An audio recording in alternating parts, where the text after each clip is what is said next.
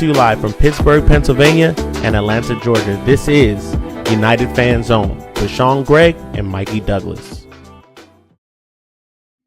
Welcome, everybody. Sorry for the technical difficulties. Mikey, you want to introduce your new guy? Let's see if we can get some sound in this one this time. Any feedback on my end? No, you're good now. I think someone had their live stream, the YouTube, and it wasn't muted. Yeah, if you want to get everything set up, Mikey, we can hear you. According to my wife. Sorry, y'all. These things happen. But unfortunately, fortunately, we were able to fix it up. So we're glad to have y'all. Glad to see my new people in the building. So I'm going to introduce my guy from the greatest supporters club in the United States. My Trini brother here, another local resident ball head. I love that. It's just good to have the Ball brothers on. I love it. Shout out to my boy Ronaldo, man. What you saying, brother? Circa 2007, been a ball head. Circa 93, 94, a United fan. Yep. Okay. And Sean, if you would do the honors for your guy. Absolutely. I'm going to introduce. I'm going to call you out on this one. I'm going to introduce Sanjeev from actually the greatest supporters club in the United States here. Sanjeev, do you want to introduce yourself to the people? I'm Sanjeev. Started supporting United around 2010 when I was like 10 years old from Singapore. And as a 10-year-old, I picked the team that was winning the most. And so that's the honest. Yeah, at least you're honest. And now we're here. Met Sean in Pittsburgh, at Bulldog Pub. And then, rest is history. Took off from there. Yeah, Ronaldo's actually more of an OG for our group than I am. He was first. He was there before me. I met him. He kind of was one of the first people to talk to me when I started coming down. I started coming down like 2018. Right before COVID.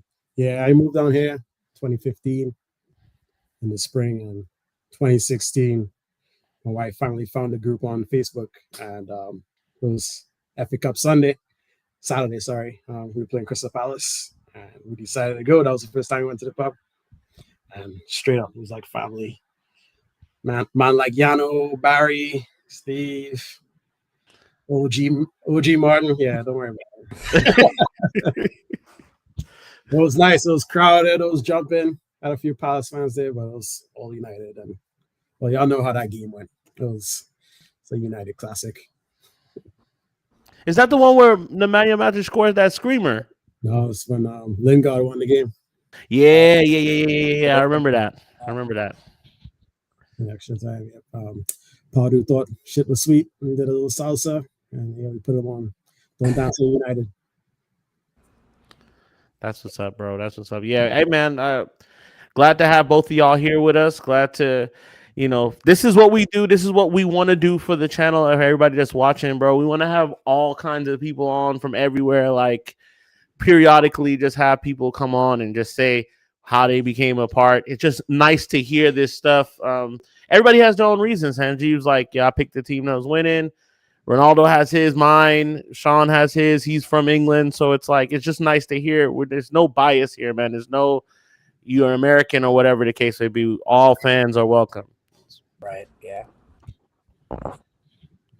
So, yeah, you had some of the questions there. Okay, yeah, we'll kick off. In the chat. Well, yeah, if you want to... Actually, I wanted to start off, like, obviously, we've gone over kind of what made you guys Man United fans.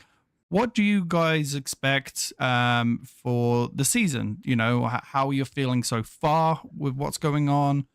Do you expect things to start picking up? What are you expecting from the season? If you want to go first, Sanjeev. Yeah, I mean, when the season first started, I was delusional, and I was like, we could, we're gonna challenge for the title. But I'm hoping. It's more hope that we try to, finish top four, compete in the Europa League. That would be good to see. But yeah, I mean, I've seen a lot of issues. I think we are playing better football. I think pressing might be slightly better. Again, I think from last season, any small improvement would look like a big improvement. But I'm still optimistic. It's only 3 games in, so we'll see how it goes. For me, of course, hope is free. So, I was hoping for the best, hoping we could get some coherence going in the style of play, staying fit, just new parts fitting in, and the guys who've been slacking improving, because not only last year, we had all these injuries, everybody else's levels dropped. So that was just killer. That's why we 8th place. So this year, hoping the vets pick up their form. Definitely want to see more improvement from the youths, Garnacho, Hoyland, and Kobe, of course. And Ahmad looked like he's picking it up. He's hungry, and that's like a added bonus too. I think he'll be really important for us. And getting the defense sorted. Maybe Ten Hag could just be a little smarter and realize he can't play Casemiro by himself. Guy needs help. If we have to play him, we got Ugarte, so more likely it might be Ugarte holding it down by himself, and Kobe and Bruno cook up top, and see how it goes. I'd like top 4. I think 5 gets us in the Champions League. I mean, we're United. We have to strive for the best, right? So, right now that's the realistic best. I could, as far as the domestic cups go, I could pass on those. Because we won them the last 2 years. I want to make a run in the Europa. I want to win it. I want to win the Europa League straight up, because if things get hairy in the league, if we win the Europa, we win the Champions League. So yeah. I think we have to give that some second priority. And as Ole said, Solskjaer, the league is the barometer when it comes to progress and consistency, and we have to do well in the league this year. We have to get some semblance of consistency, and hopefully coming out this break with some heads coming back, we could do that.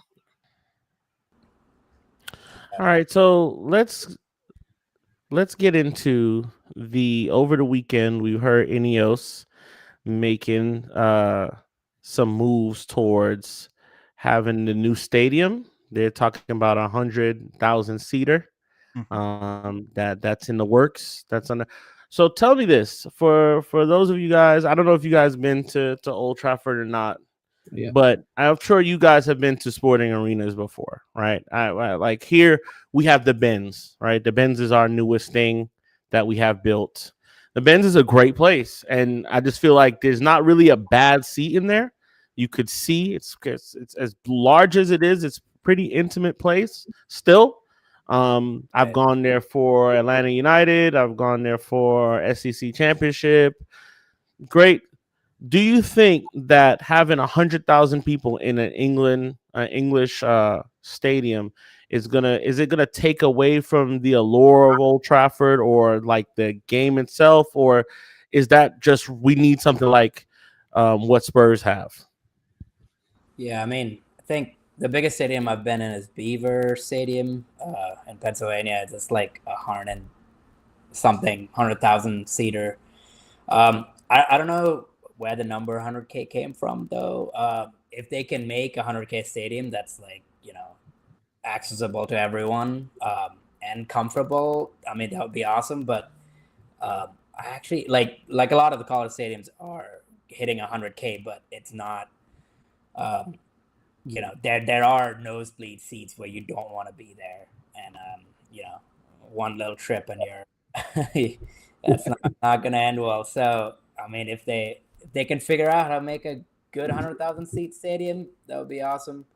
I just want to interject real quick though. The new Wembley Stadium is 90,000 people. 90,000. Okay. 90,000. Yeah, it's only 10,000 seat more. So it can definitely be done. And you look at the Bernabeu right now and what they've done. Again, I said this on a previous show. Like the layouts of how English soccer teams build their stadium is completely different to the NFL. It's more line for looking down onto the stadium rather than being all the way up in the nosebleed section. So But I'm sure like the thing to be able to get some of the money back because it's going to cost 2 billion, right? They're Mhm. looking at upwards of 2 billion. So I think the main thing to get some of the money back will be that it'll be they'll be multi-use, right? Yes. So they'll probably end up having down the line they'll have boxing there, Mhm. they'll have football events there. If Rugby. if the NFL gets involved, they would love to have a place in Manchester to play. Especially they could tap into the United City thing. The NFL don't miss marketing opportunities like that, right? Granted, they have the Tottenham Hotspur Stadium to do that in, but they would love to have. So I'm thinking it's going to be like more of a multi-use thing. So I'm okay with this. I'm one of those people that you take your history with you. Your history doesn't stay at a ground. It doesn't. Look at Arsenal or Highbury. Okay, you can't. Those guys would love to have Highbury back. That's when they were doing stuff. Okay, but like they also have a great ground as well. Like I've been to Arsenal ground, very, very, very nice ground, very accessible, easy to get out of, easy to get into, and very secure when it comes to security issues too, right? Like I'll tell the story real quick that when I went to Arsenal game, my wife was just like, come on, let's just go. I got tickets. I watched them play Brentford in the EFL, and I was wearing like being a jerk, just being a fat American jerk. I'm just going in, and I got on like a United jacket on, and like pins in my hat and all that. So to talk about the security, a guy caught me from like the bridges and radioed apparently to the arena. So when I got to the arena, they were like, "Yeah, man, we heard that you were coming in with this stuff. Like, you have to take that off, or we just can't guarantee your safety here if you're just wearing that." And of course, I knew what was coming. I just was being a jerk, so I had to flip my jacket inside out and watch them win 4-0 against Brentford. But going in the stadium was easy. It was accessible. Leaving, catching the tube afterwards was great. And I'm just hoping that they could do something with that area as well as making it more accessible to the people that's there, to the fans that coming in from out of town. Because, it's a touristy place for sure. Like I was a tourist when I went.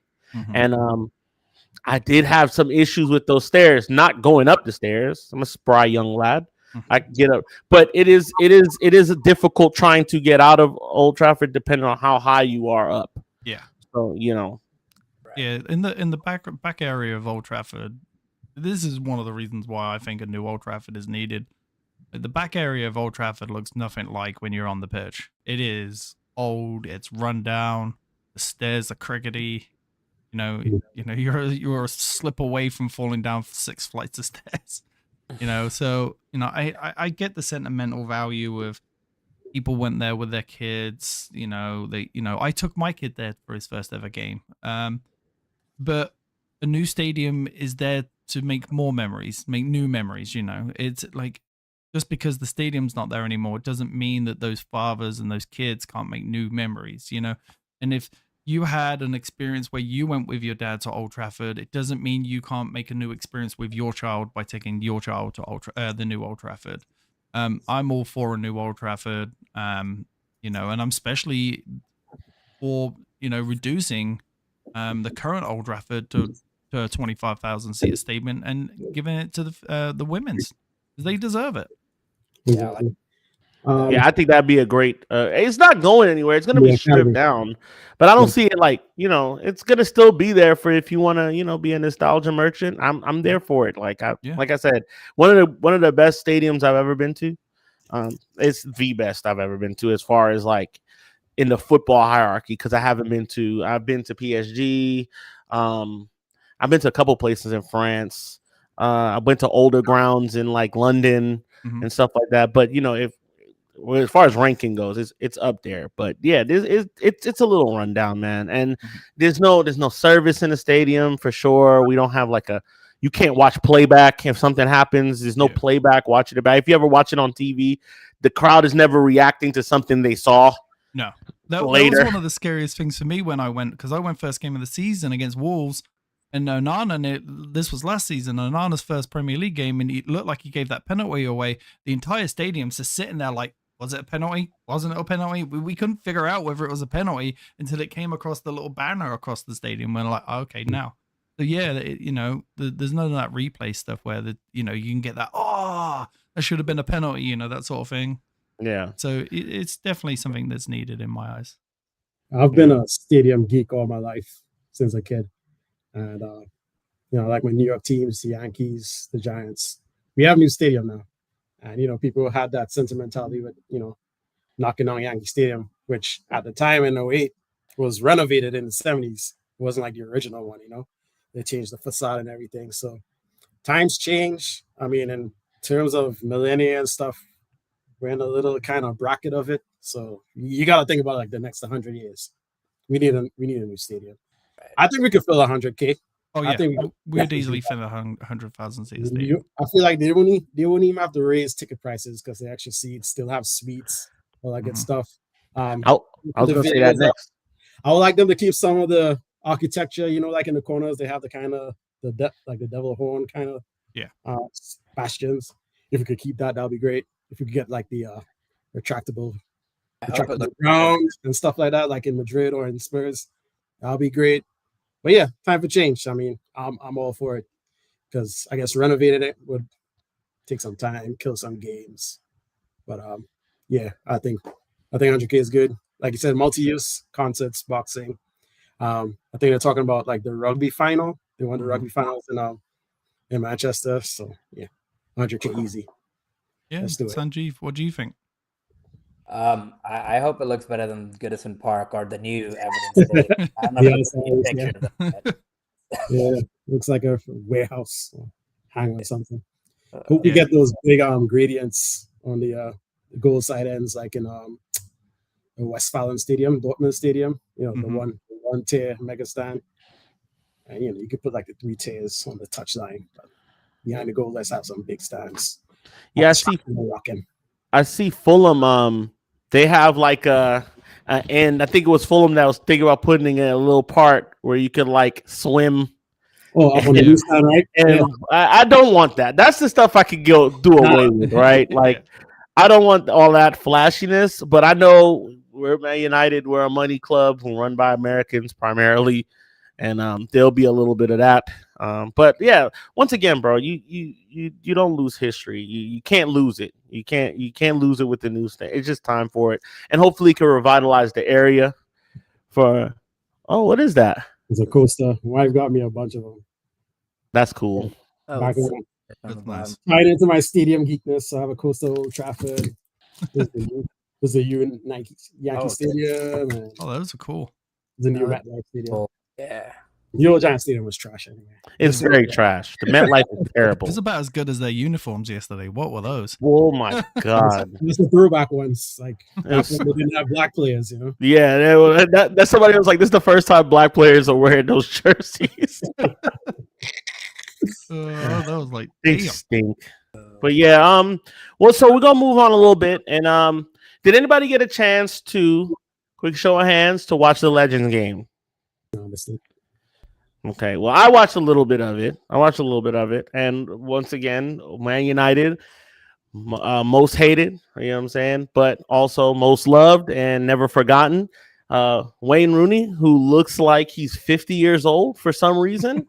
He is only 4 years older than I am, and he's 5 years older than me. Well, I'll be 34 in 2 weeks, but the guy looks like he's been on the pints a little bit. But he still got it. Knocks one in, top bins with the most loopingest, laziest shot I've ever seen. But clinical, gets it in. Love to see it. What did you guys think about that? Real quick, let me just read before we get your thoughts about it. Let me just read the lineup. So Anders Lindegaard, Kevin Picklington, Antonio Valencia, Danny Pugh, Danny Simpson, Mikael Silvestri, Phil Bardsley, shout out to Phil Bardsley, Ronnie Johnson, Chris Eagles, Darren Flesher, Eric Jemba. What a player that was. I don't know how he's on the Legend squad, but okay.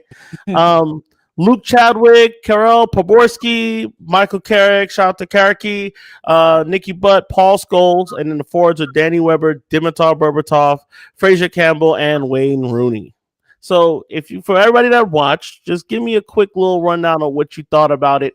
And real quick, that was our first free kick that we've scored in like over 2 years. 2 years. It's been 2 years since we scored a free kick at Old Trafford, which is kind of I terrible think to that's think a very about. good free kick, man. It was in the V, in the bins, pacey. But it was just nice how, like, the last free kick he scored, they showed a side by side with his feet and his positioning. It was exactly the same. So sometimes I feel like he could come back in the team with even how he looks right now, can still do a job for Man United. I like the game. Like I thought, it's always a Legends game. It's just a kick about, but it was great to see some of those people back, like Poborski, Jemba. I'm not sure quite why he's in there, but yeah, it was a great watch, and that's all it is. It's just a great watch, Obviously, these some of these players were great servants for Man United, and one day I hope that I could see Roy Keane back in a Man United jersey. Not that I'm holding my breath, but yeah, I thought it was a really good game. It was great to watch, and I usually watch them every year. So yeah, I enjoyed the game. I only saw bits of it, but yeah, it's always nice to see that. Like, I just love how they come in and it's a charity match, and Wayne scoring that as he does, that got a few people excited. I was excited about it. It was definitely, that guy. He's enjoying retirement, isn't he? He's enjoying it, and I'm happy to see it. Definitely fun. Definitely nice to see the Celtic guys as well. I will admit I'm not as well versed on a lot of those guys that were playing, so that's just my ignorance there, except for Celtic at least. Was Henry Lawson there?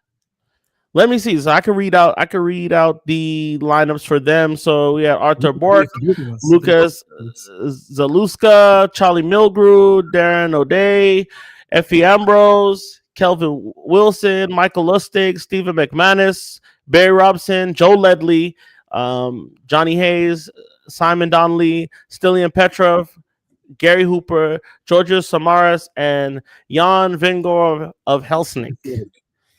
I know I know that guy. I definitely butchered his name like hell, but I know him. But that's about it. Vinegar of Hessling. You ever saw his oval shirt? It was like his oval shirt with his whole name on it. Yeah, I remember those. That yeah. But great game, and I love to see it. I wish they would do maybe 2 a season.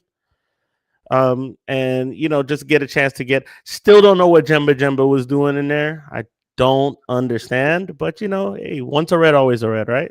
Yeah, I mean, soccer aid, they always have soccer aid at Old Trafford, right? Is that like in the springtime?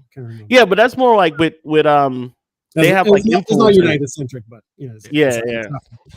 Those influencer games are not bad. I they're bad games, but like it's fun to watch the YouTube guys play with some of the. They had Mark Goldbridge coaching one year. That was pretty funny because he's like a winger. But yeah, it was pretty good. Did you watch it, Sanjeev?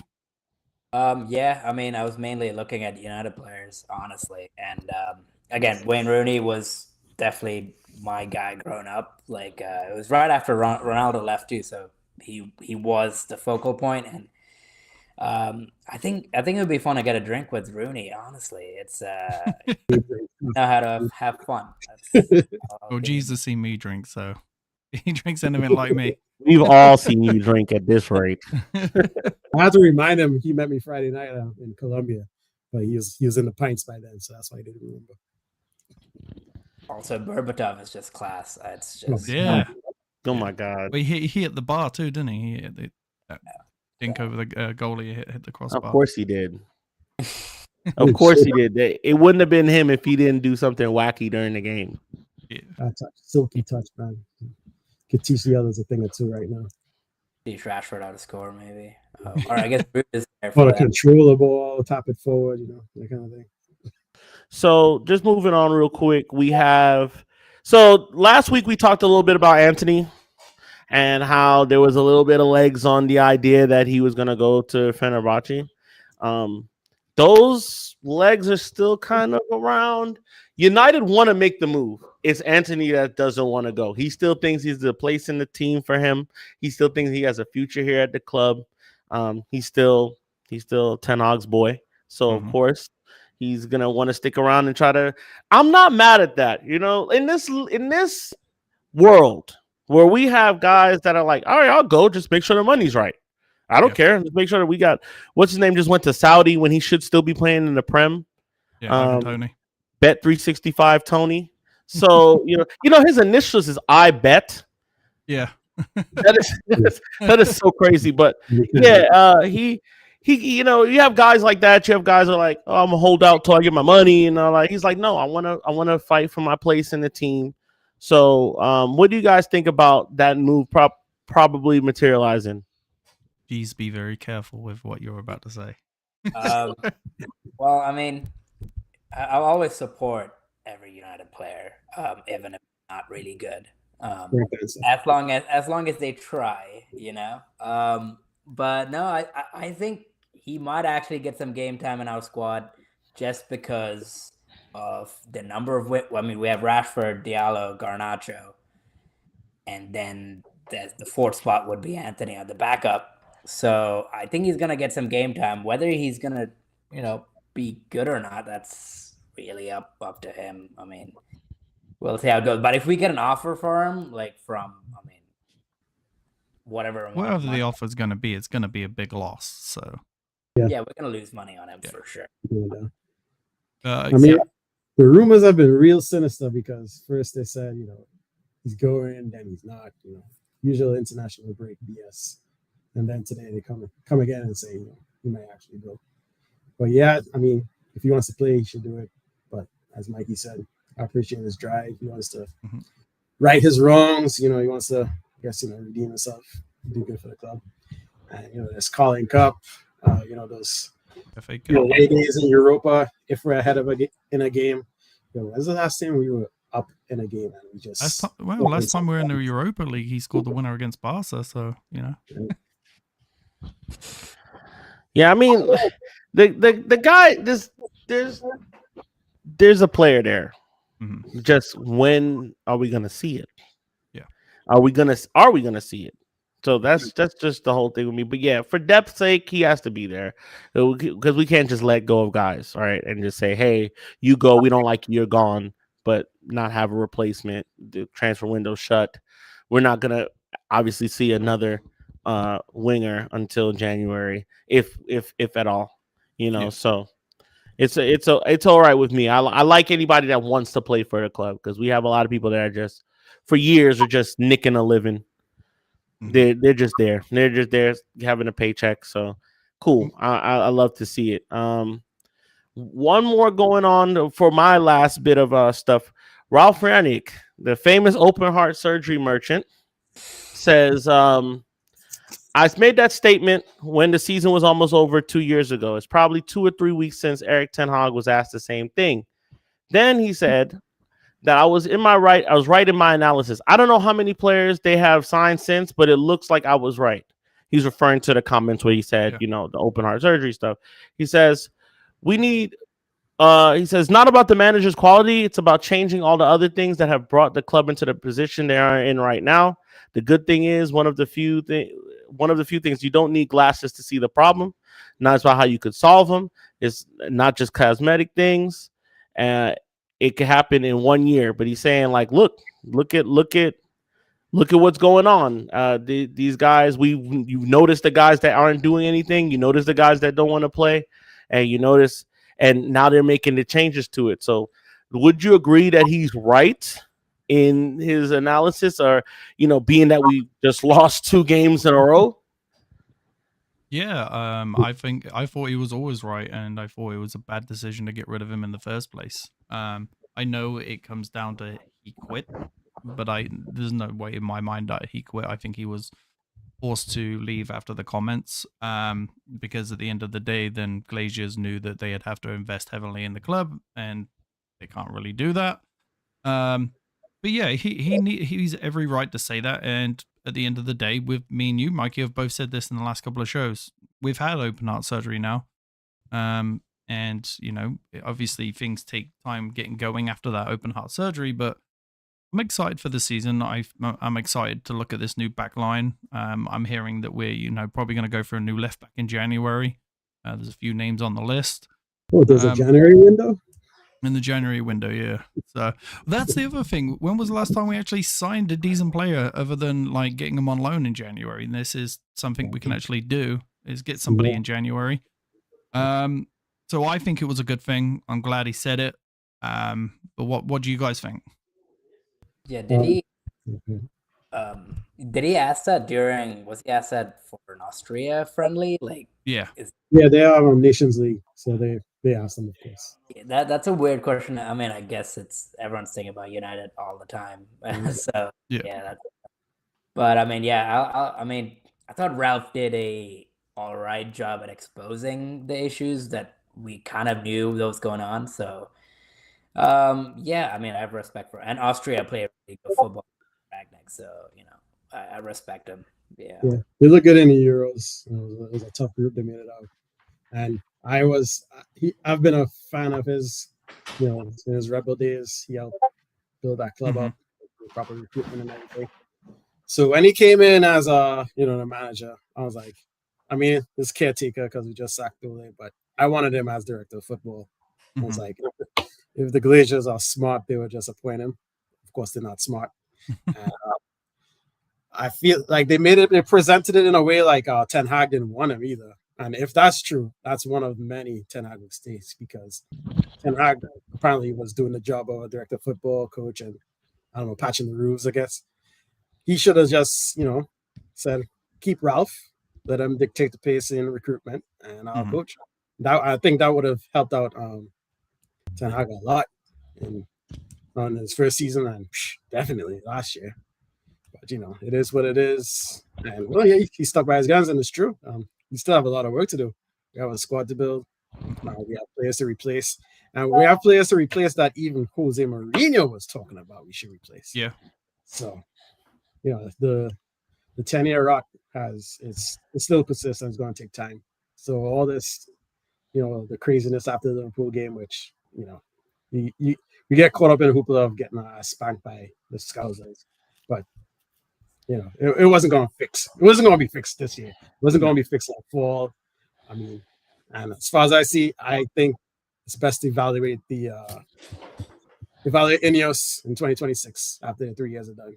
Yeah, that's actually, I've said this multiple times, is don't judge Ineos off of this window. Judge them off the end of next season window, next summer. Just before I go to you, Jeeves, I've seen today that United are not most likely the two main players that are going to go is Lindelof and Eriksen in the summer, and they're still evaluating whether to keep hold of some of the other players. I know Harry Maguire is he going to be 31 at the end of next summer? We still have the option to give him a 1-year deal. I think we'll do that just to get some money out of him.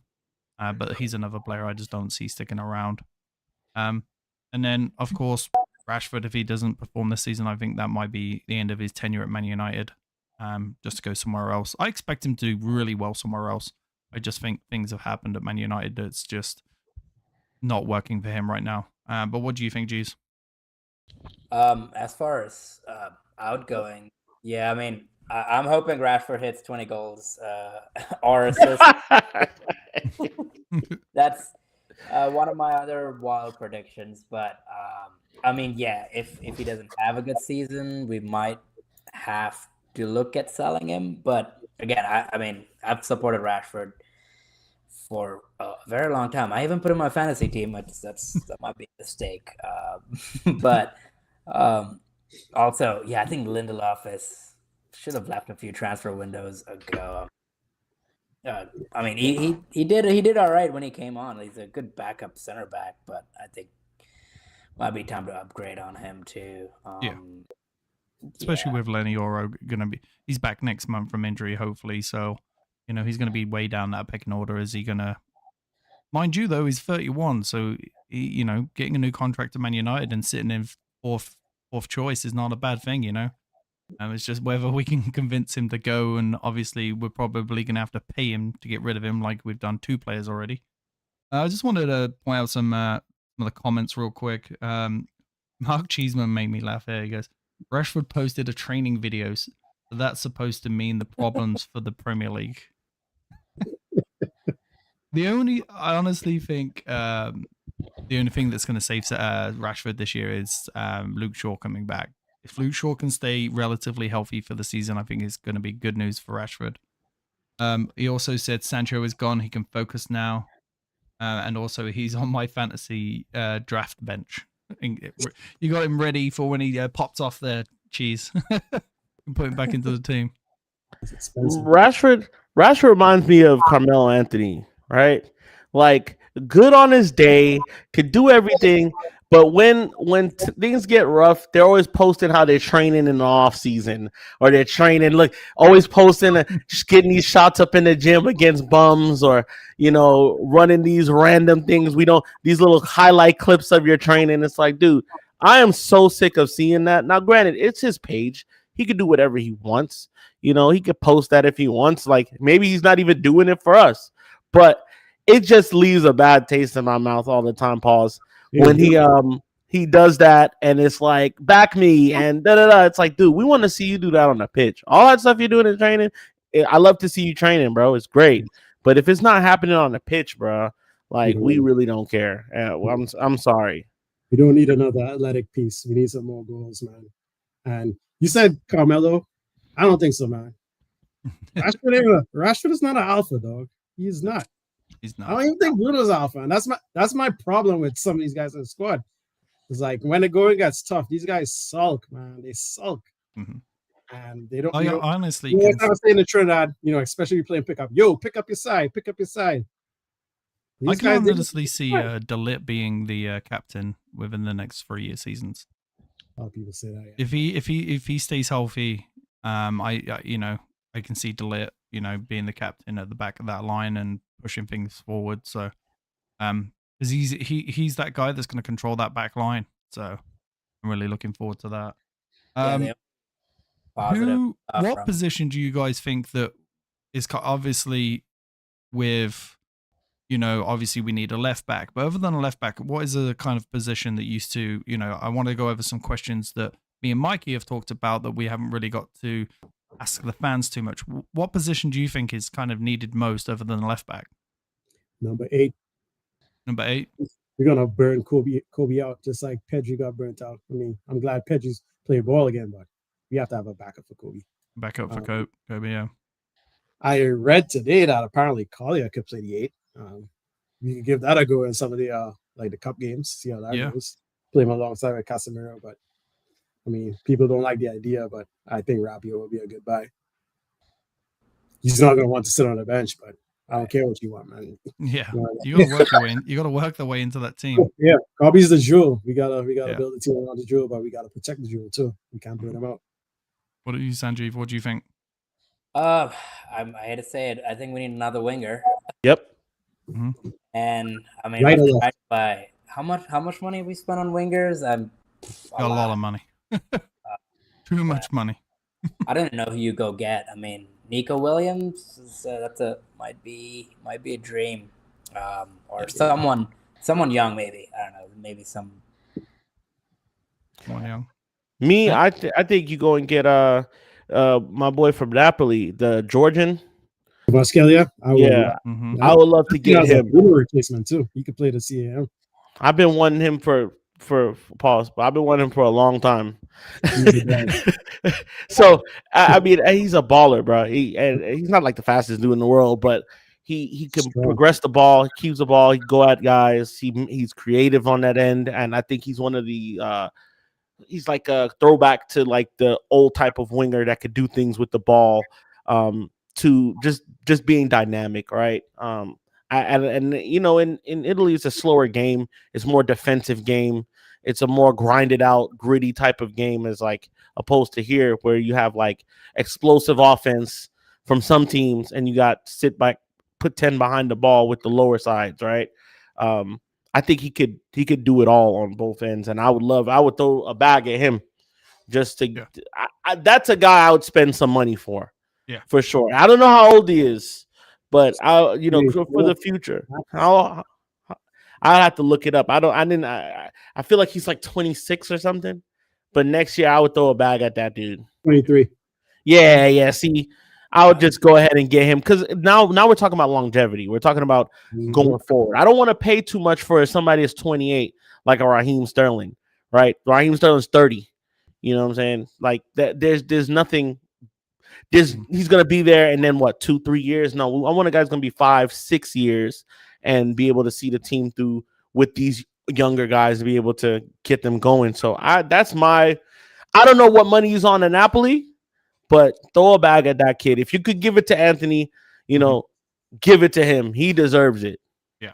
We don't want 100 mil for that fee though. But No. yeah, any salary will be an upgrade to what he's getting right now. I say he's worth 80 million. Easy. 80? Easy. 80 million. I wouldn't even sweat that. Well, I know.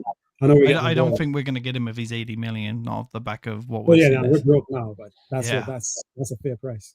Yeah, let's not do a Glazer signing and spend way too much. Okay. We can negotiate him down. That's that would be a good deal. We win Europa. We go deep into Europa. That money's gonna be there. Mhm. That money's gonna be there. The more we progress into Europa, the more we progress into these. Well, not so much Carabao Cup because there's no real money there. But the more we progress to the season, and we maybe we get a top 4 finish, Europa, we could throw a bag at somebody. I think there's room for somebody to get a major bag and still buy players because we need one of those top tier signings. Everybody else has one. Liverpool has Salah. City have who they have. You know what I'm saying? Like they Arsenal has Declan Rice. we need that top tier quality signing that might cost us a little bit of money. Yeah, no, I agree that at some point United are going to have to drop a pretty penny on at least one player. What the other question I have is kind of obviously we're back playing on Saturday. Thank God. Yeah, I haven't enjoyed this, but it's kind of with me is the Ten Hag's kind of comments about Ugarte about obviously. Some people think he was joking. Some people think he was being serious. He's trolling. He's going to be playing 2 games for Uruguay in this this period. You got used to. Tell me, does he start? And what are you expect? Because we haven't heard from you. What are you expecting from Ugarte? And how do you think he's going to change that back line for us? Sure, I can go. So, as far as I think Ten Hag is moving a little bit crazy in his press conferences. I liked it last season a little bit, but right now, I mean, like that, it didn't look really good. Where what the interviewer basically said, gave him the reasons why his team's not playing well and how to fix it, and he just had to sheepishly ignore it. So. I don't know. I hope he's not losing his mind, which might be the case. But as far as Ugarte, yeah, I hope. I don't know if he can come in and fix everything. I think this problem with the system and having an isolated midfielder is going to be an issue. But maybe who knows if he gets Mount back into, you might. He has a lot of options there. And Casemiro is not going anywhere, I don't think. And he could be a good backup. Maybe you move Casemiro further up and play him next to Ugarte, and I could see a few things working. Yeah. As far as Ten Hag, I mean, the media has hated our team forever. They've pressured Fergie up to Ten Hag. But even he coached a testimonial this weekend. Mm-hmm. And the media outlets saying that he lost and he won the game. So are y'all just lying now to get clicks? Mm-hmm. Anyway, so I mean, as crazy as the things he say, and you're like, yo, come on, man, you can't be saying that. At this point, like whatever, just say the most outlandish stuff and make the heads to you. But in any event, I think that if Ugarte starts, which I think he probably should, It's Southampton. I think he could start that game. At least 60 minutes. Yeah. Yeah, 60 minutes. Yeah. I would start him. I mean, because we're behind the ball with like 9 points ahead, behind first, and I think he needs to tune up because we got Palace at Palace. Uh-huh. Then we have Villa and Spurs or Spurs Villa. So, I mean, if we could get any minutes with the first 11, I think we need to get some coherence with the team because he's gonna be the man. And quite honestly, Ten Hag needs him to be the man. We need that aggression, that breaking up the play, and a little bit of safety, calm things out. Because he's a good progressor, but he's not like the long ball progressor. You'll pass it around the back line and probably just feed Manu and let Manu drag it upstairs. So I think it might be a little more calm than the hero ball that Casemiro and Bruno might try to play. Yeah, that's not exactly a bad thing, though, is it? I kind of went over that. The replay of the last game and that pass Casemiro made. If he had picked his head up for 2 seconds, he would have seen Martinez was wide open on the left, and Mazwari was wide open on the right, to the point where that would have been a good counterattack. That's something I'm looking forward to from Ugarte, because he has that ability to read those passes, but he also has that incredible tackle rate. It's the best in Europe. His tackling is insane. I watched the highlights of the Uruguay game the other day, and he did 2 or 3 of those, and they're so crisp and clean. I'm a little worried on the Premier League side of things, where it's a little more fast paced, where he might get sent off a couple of times this year. But I'm actually watching the last couple of games for Man United, and Sanjeev kind of just said it there, is I think it might be time for a change in formation. I don't feel like this one at the back is working very well for Man United. I know it looks like a 2, but we know that everyone likes to push forward, and it isolates that one at the back and has our complete midfield wide open. If it's not working, I feel like it's time for him to try something else and see how that's working and shore up that midfield. Because shoring up that midfield, the defense is shored up now, but the defense can't do anything if we're wide open in midfield and we've got a 5-on-3 or a 5-on-2 situation going on like we did against Liverpool. I think it's time for him to kind of, if Ugarte's not working right off at the bat, it's time to really look at a change in formation for him. Yeah, I mean, I don't when they go into this like 6, like this whole like leaving 1 in the midfield or like attacking with 3, or like they were doing this thing kind of where they're like putting Xerxes off to the left and like trying him. I'm like, I don't like that. I don't necessarily think he's like fast, right? I don't think he's like pacey enough. And I watched this game back.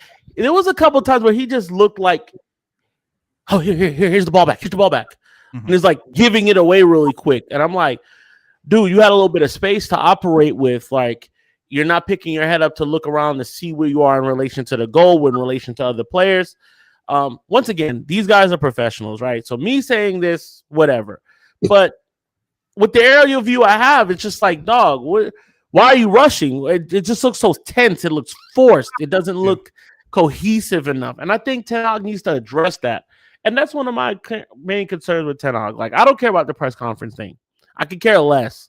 He can say whatever he wants. He could come out and say tomorrow that whatever. I could care less. I think he's trolling at this point. But I need to see the changes in the game because every team is going to set up different. And I just don't think having one uniform play style is gonna work. You have to be able to admit to other things in game. Sometimes you come in and your first plan is working, and so you rock out with it. You're like, yo, this is our best attack. These are our personnel. This is how we're gonna do it. This is how we defend. This is what we're gonna do in these times. This is how I want my goalkeeper to play the ball when he gets it. I want it going out. I want to play from the back. I want to pick up pace. I want guys running forward. But like this little space in the midfield BS can't keep happening.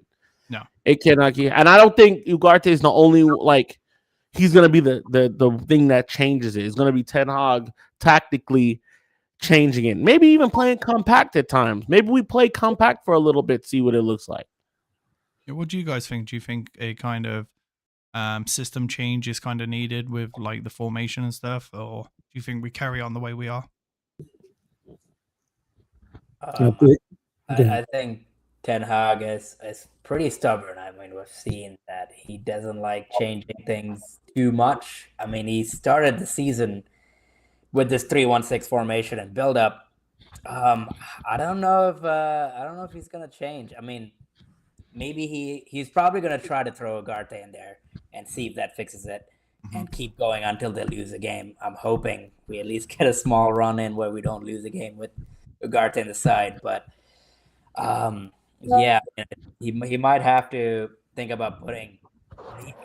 I don't know why Bruno is always played in this ultra high aggressive position, and I think he's a smart enough player that if you ask him to be a part of that midfield, he will be a part of that midfield. So like he has everything he needs to try a different formation. So yeah. So like Ugarte, Casemiro, they could play together, as you said before, Jeeves. Ugarte, Collier, of course, Ugarte, Mino. yeah. But yeah, I think we have to rotate it a little bit, especially in certain games. So you have to double pivot. I think you could put it on paper and keep it that way, or at different times of the game, you just revert to the double pivot to settle things down and just clog up the middle, be compact. And then there are times where you're gonna have to let Bruno and Mino just play up top and let the five at the back just hold it down. Did anyone see Zerski's goal this weekend? I didn't see it. What happened? What happened? No, he jumped up and hit it from the back of his head and it went in. It bounced in. Yeah, I think it caught the keeper off guard. The things on the bounce. So yeah. Misses from 4 yards out against Liverpool with a beautiful header, but scores a header like that against the goalie. But I think Zerski's going to come good. It's his. What was that, second game? First game playing from the start or whatever it was, and I think he's going to come good. And the good news is they're all back on Saturday. They're all back. Højlund is back on Saturday. Sounds like Luke Shaw maybe not back until the game after, but we're not surprised about that. And then, we've only got a couple of weeks before Mount's back, and then Lenny Oro's back hopefully next month. So, at least some of these injuries that United are getting are small ones compared to what they were last year. Hopefully this medical staff has fixed what's going on. But kind of, we're coming up to 9:00. The game's on Saturday. Unfortunately, it's an early one again. I know. I feel sorry for those boys over in LA. That 4:00 game again. But I already know what Mikey's scoreline's going to be. What about you guys? What do you think your scoreline's going to be? I think we win. Gonna go 4-0. 4-0. Oh, I wish it was the last time we won by 4 goals. We are playing Southampton. They're not a very good team right now, but that doesn't mean anything against Man United. We know that. Yeah, I'm gonna go with 2-0. 2-0. I like 2-0. More realistic. 3-0. I already knew what your scoreline was going to be, Mikey. He's going with 3-0 until it happens. So then I can say I'm the Oracle. But I saw it happening. Yeah. I want to put money on us getting a clean sheet this game. It'd be nice to see. Yeah. I think if Ugarte starts, I think we get a clean sheet. So Mark Cheeseman says, whatever G's smoking, pass it over here. 4-0, you bumperclot. So yeah, if everyone in the chat, if you want to put in your kind of predictions for the game on Saturday. Kind of last question. Who we got the score lines. Who scores? I'm gonna go with Højlund actually scores and Garnacho. Hmm, I got Højlund 2 and Rashford scores 1. We need Rashford to get a goal, man. I think if he's gonna get a goal, it's in this game. Yeah, he get his confidence against the Guppies because we got We got three good teams lined up afterwards. I mean, we do have Barnsley, I think, before we play Palace. Right? Yeah, we got Barnsley on next Wednesday. Yeah. So That's gonna be great. Yeah, we're back to our show on Thursdays, Mikey. Sanjeev, who scores? Let's see. I'm gonna go with Bruno, Ahmad, Rashford, and maybe let's make it a menu with the forts top bins from outside the box. No, Ooh, Liverpool and goal. not Anthony. Anthony's not gonna score. Oh, I might lose my shit if Anthony scores.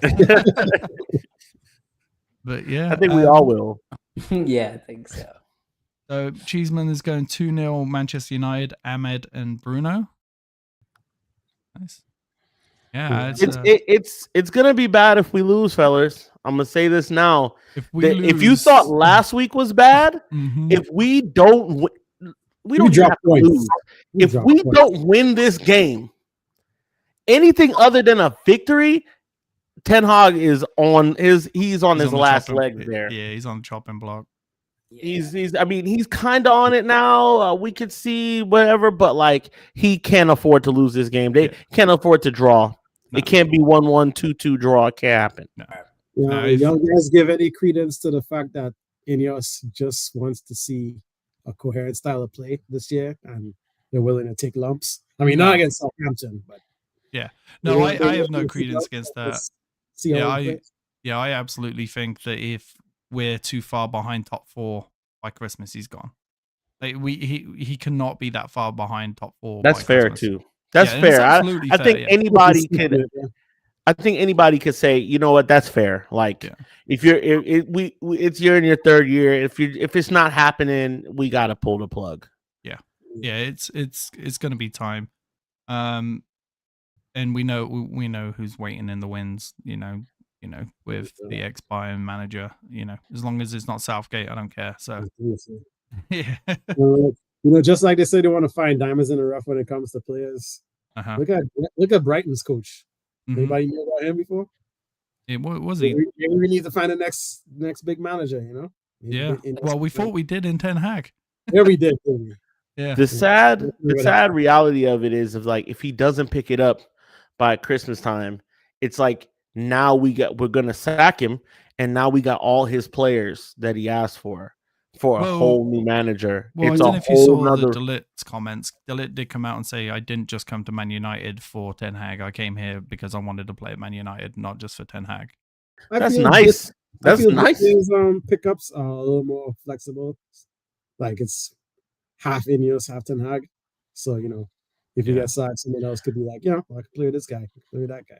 I'm just looking at a whole nother rebuild with a new coach. I just don't want that, bro. I want Ten Hag to be the last. Well, not the last stop because he's gonna, But I would like for him to be the coach for the next few years. Yeah, he just got to figure it out. I think that's fair to say. Nobody can argue with that. If you're a Ten Hag outer, you were already one. It didn't take you. You weren't one. You didn't start being it this year. You were it last year, and it's fine. You have legitimate criticism to say. I was right there with you, but I just don't. I don't like staring on the barrel of a new coach. Yeah. Anything else you want to add, Mikey, before we end the show? No, not really, man. I mean, it has been nice to not watch United this week and not have to worry about it. It's funny how like online everybody's like, "Yo, I'm just enjoying this week." Yeah, it's sad, but it's also pretty funny. We all kind of feel like we all have PTSD from it. So it's. But I just want to say thank you to our guests for coming on for sure. We hey guys, just keep your email open. I'm gonna send a text. We'd love to have you back on. You guys are great today. And just man, thank you. Thank everybody for watching. And hopefully we can pull it out next game. Yep. Yeah, thanks for having us. You guys are doing a great job on the show. So, we'll keep getting the subscribers up. It's good. Yeah. All right, guys. Well, appreciate you all being here, and we will see you on Thursday for our half-hour show. See you later, everybody. Tomorrow, those casual Reds. Don't forget. Oh yeah, those casual Reds. Tomorrow. Casey, Cheese, Jeremy back in studio, Sinatra, the Prez. We got everybody. Yep. Go. See you guys later. Bye. Y'all be easy, man. Up the Reds. Yes, people, what's happening with the main man here? Make sure you're subscribing to the United Fan Zone for your Man United content. Thanks, stuff. Thanks, buddy.